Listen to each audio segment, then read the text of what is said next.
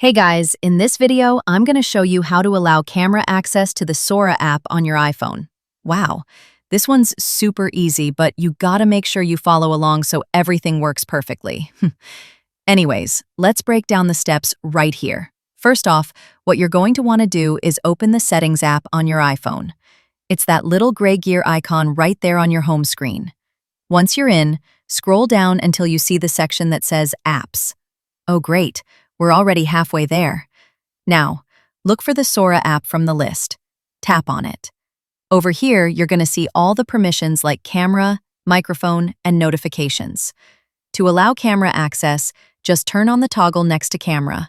Make sure it's green. That's it. Adequate. Sora now has permission to use your iPhone's camera. Once that's done, go ahead and open the Sora app again. Boom, your camera's ready to go. Now you can link up your cameos or record visuals right inside the app without any issue. If for some reason you don't see the camera option in settings, don't worry. Just log out of the Sora app and log back in.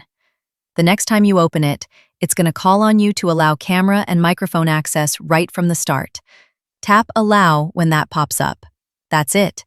You're all set. Oh, and if you have any other questions or if something doesn't make out right, drop it in the comments. I'd be happy to help you out a bit more. Okay, so that's how you allow camera access to Sora on iPhone. Simple, quick, and cheap on time. Make sure to check your settings and you'll be ready to record in no time.